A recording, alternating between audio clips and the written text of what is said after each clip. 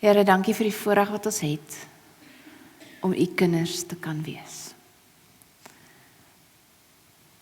Dit gaan ons verstand te bowe, Here, en ons weet, dit is nie altyd maklik nie. Ons weet, ons sukkel baie keer. Baie keer raak ons moedeloos en ons verstaan nie hoekom die lewe baie keer hard is en moeilik is nie, Here. Ons verstaan nie altyd hoekom u reageer soos wat u reageer nie. Maar Here, u vra van ons om u te vertrou. En Here, hier is ons, om u te vertrou. Help ons om te luister, help ons om ons harte oop te maak vir die boodskap wat u vandag vir elkeen van ons wil gee. En help ons om toe te laat, dat dit nie net iets is wat ons sal hoor nie, maar dat ons lewe sal verander, Here. Dankie, Here, vir die voorreg om u kinders te kan wees. Dankie vir u liefde en u genade. Amen.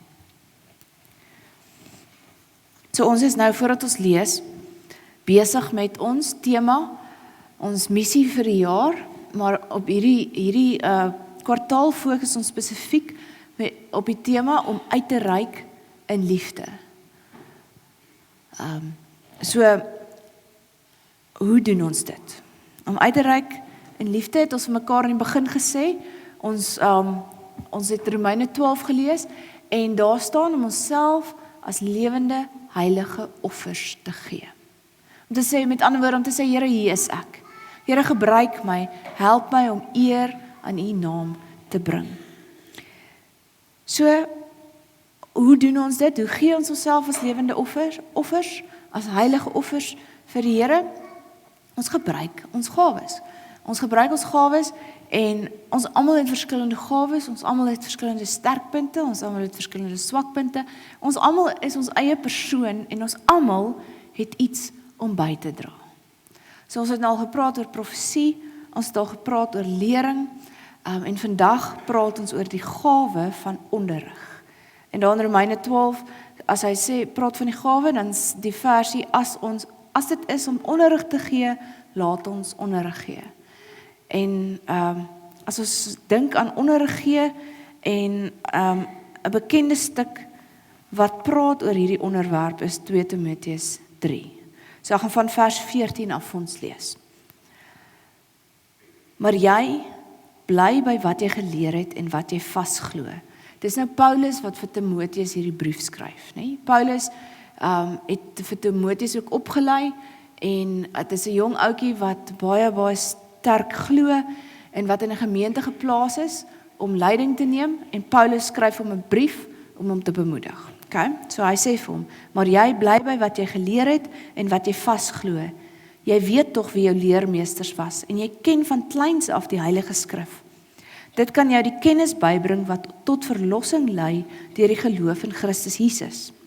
Die hele skrif is deur God geïnspireer en het groot waarde om in die waarheid te onderrig, dwaling te bestry, verkeerdhede reg te stel en 'n regte lewenswyse te kweek, sodat die man wat in diens van God staan, volkome voorberei en toegerus sal wees vir elke goeie werk. Ek beveel jou vir God en vir Christus Jesus, wat die lewendes en die dooies sal oordeel.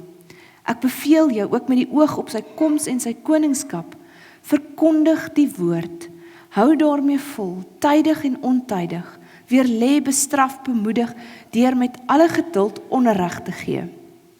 Want daar sal 'n tyd kom wanneer die mense die gesonde leer nie meer sal verdra nie. Hulle sal hulle eie begeertes volg en vir hulle leermeesters bymekaar maak, wat net sal sê wat hulle graag wil hoor. Hulle sal die waarheid nie wil hoor nie en hulle tot verdigsels wend.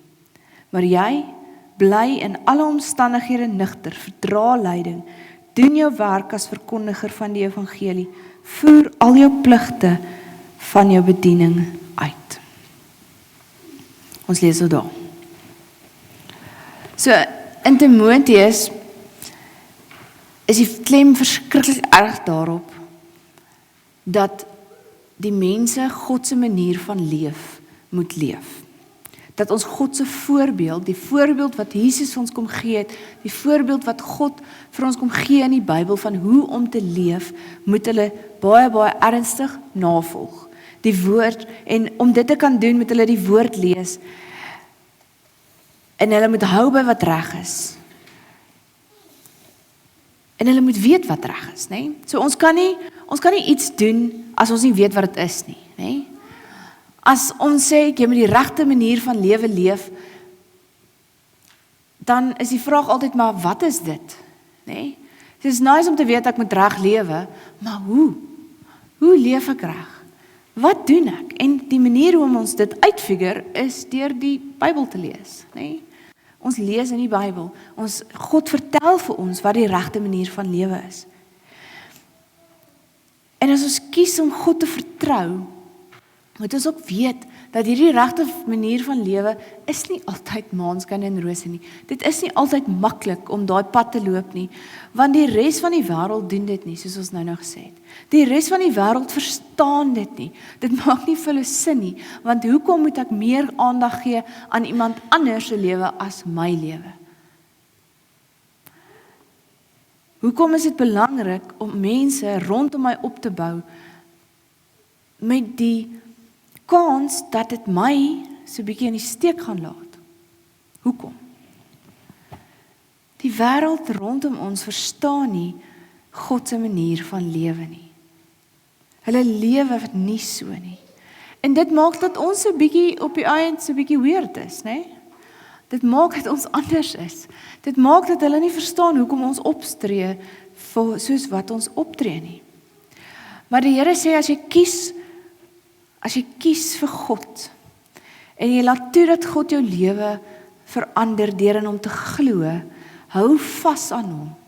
Hou vas aan hom, hou aan glo en moenie moed verloor nie, want God sê dis die moeite werd. God sê vertrou my. As ek jou gered het, sal ek jou ook help om reg te lewe, want ek gaan jou nie net red en jou aan jouself oorgee nie. Want dan maak dit nie sin nie. Want hoekom het God het ons nie net gered om eendag in die hemel gelukkig te wees nie.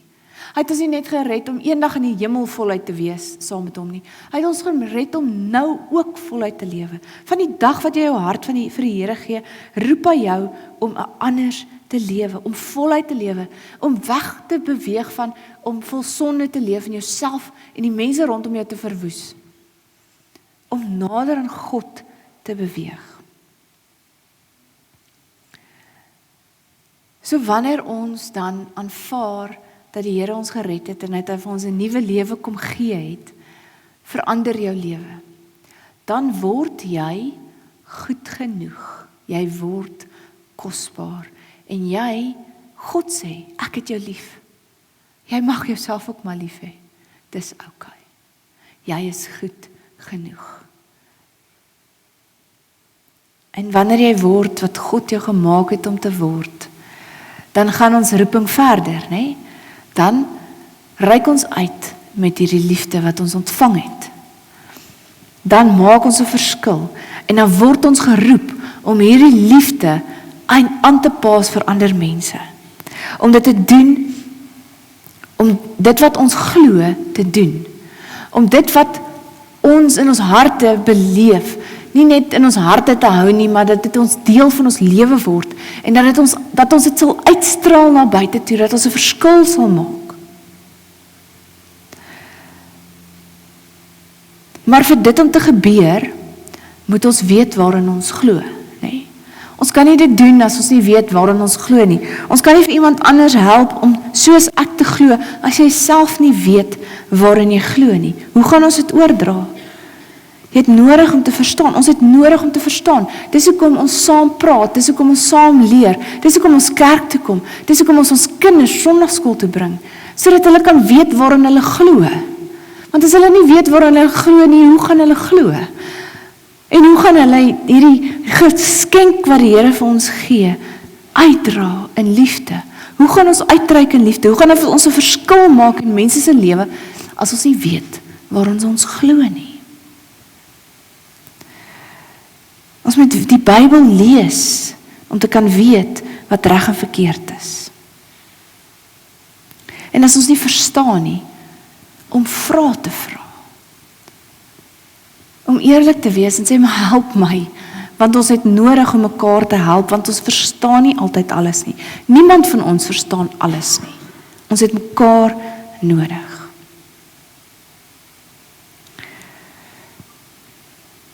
Om 'n kind van God te wees, kom jy noodwendig net natuurlik nie. Jy word nie gebore en dink, ek gaan nou volgens die Here se wil leef nie. Inteendeel, God sê, ons is in sonde gebore. So, ons doen die teenoorgestelde van wat God wil hê ons moet doen. Iemand moet ons help om God se manier van lewe te verstaan. En dis is die Bybel sê ook, gelukkig is die wat die voetstappe hoor van die wat die goeie nuus bring. Dis goeie nuus. Maar ons moet dit uitdra, ons moet dit vertel, ons moet mense leer. As ons nie bereid is om te leer nie, gaan ons sukkel om nader aan God te kom. Gaan ons sukkel om sy voorbeeld te volg. Want jy gaan nie weet wat sy voorbeeld om te volg nie. Ons weet almal ons moet God se voorbeeld volg. Maar hoe is dit? Wat is dit?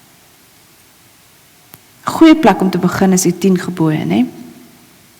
So dit is so belangrik om uit te figure, om dinge te probeer uitfigure, om opgewonde te raak oor die Bybel, wat die Bybel vertel van God, om dit wat God vir ons te leer, na te jaag, en toe te laat, dat dit ons lewe verander. Want dit is soos daai prentjies wat ek in die begin gewys het. Dit is baie idyllies om te sien hoe iemand wen, hoe iemand bereik wat hulle voorgewerk het. Dis baie, ons kan lekker saam met dit droom. Maar voordat jy nie daai pad gestap het nie, sal jy nooit verstaan, regtig verstaan, waardeur hulle gegaan het om daar uit te kom nie.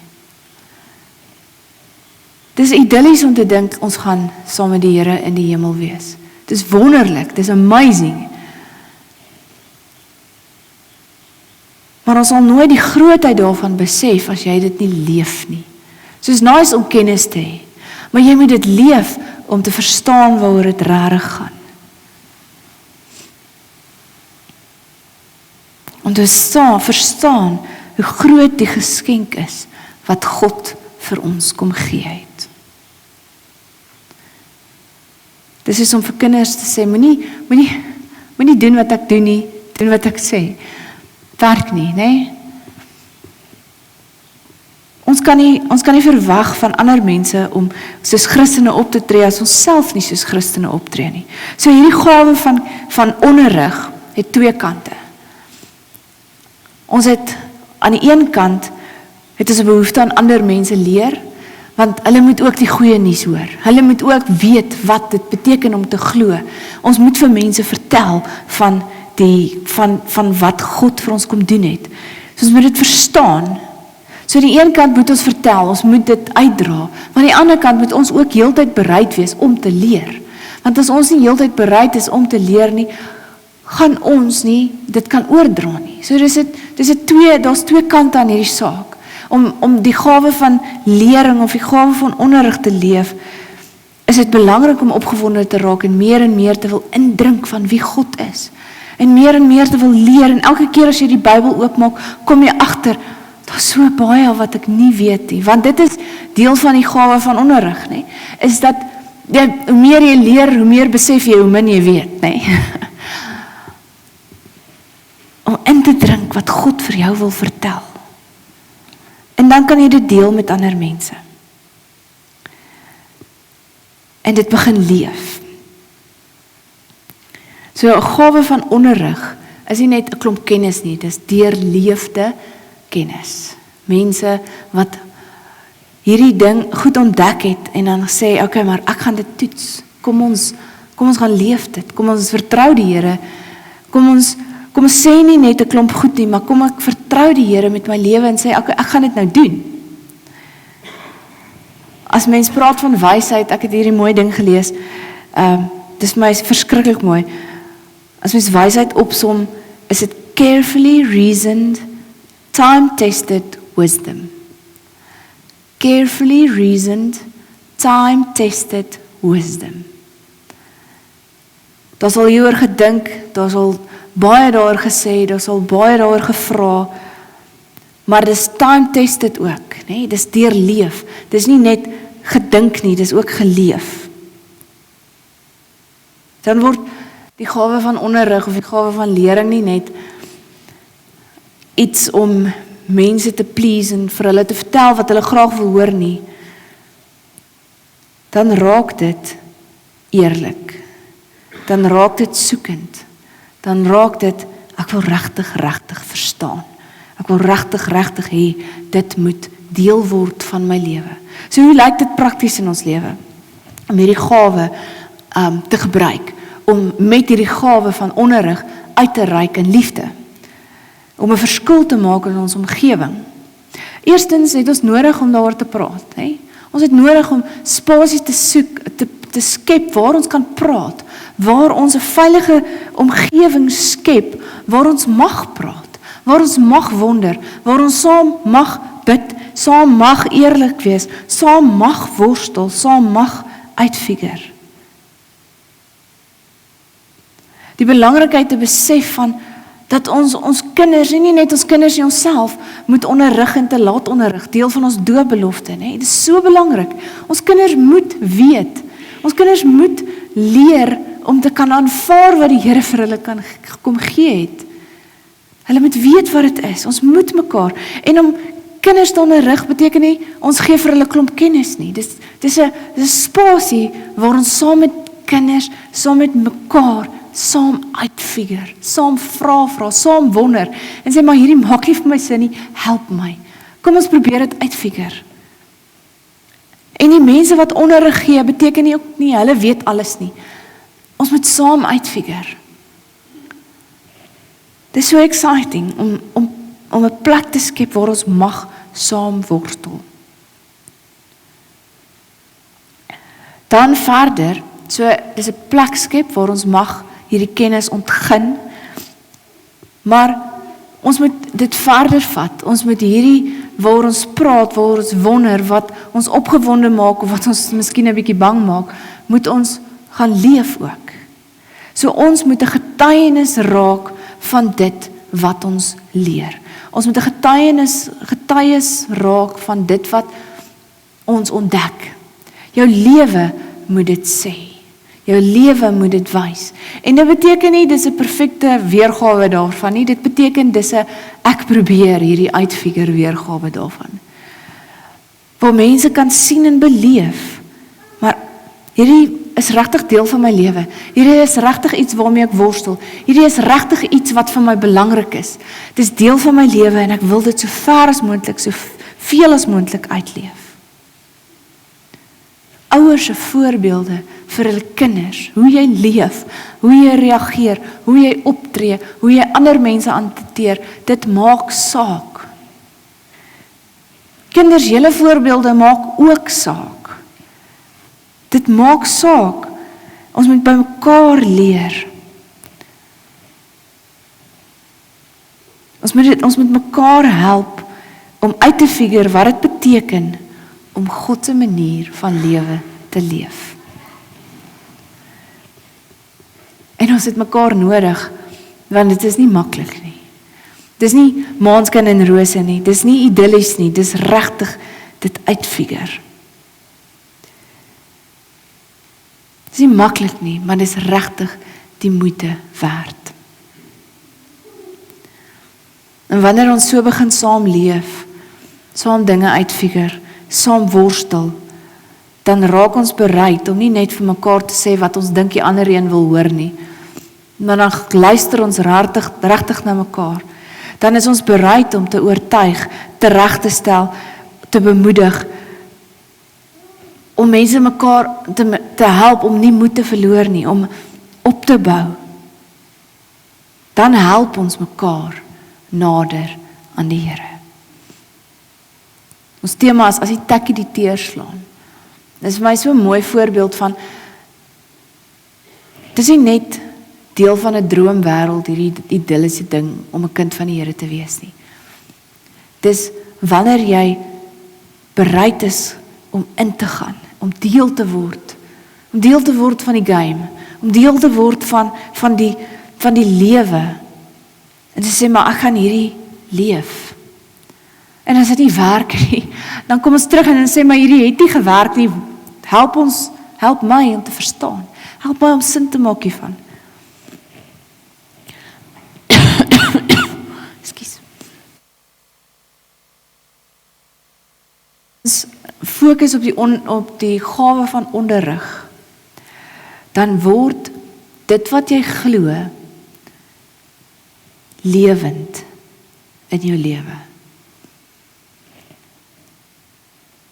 Dan is dit nie net iets wat iemand gesê het jy moet doen nie, dan is dit iets wat jy wil doen. Dis iets wat jy wil ontdek en jy het agtergekom, dis die moeite werd, al is dit soms moeilik. En dan verander dit jou lewe. Dan verander God jou lewe as jy toelaat om hom te vertrou, te sê Here,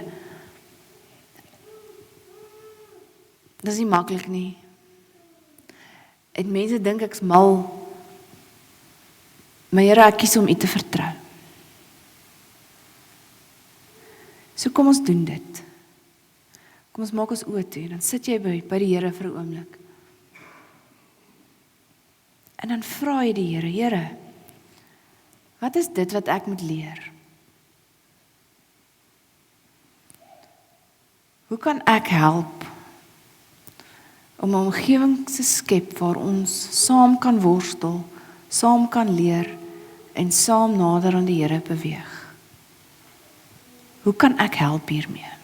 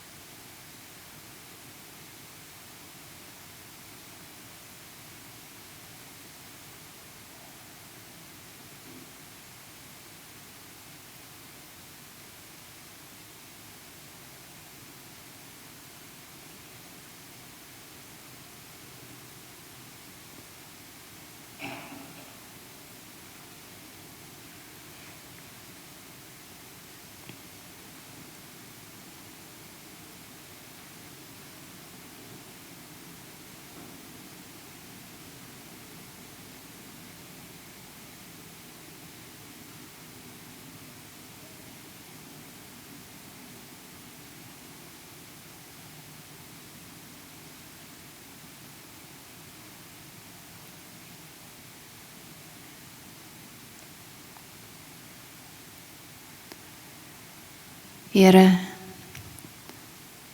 hier is ek. Leer my U wil weer.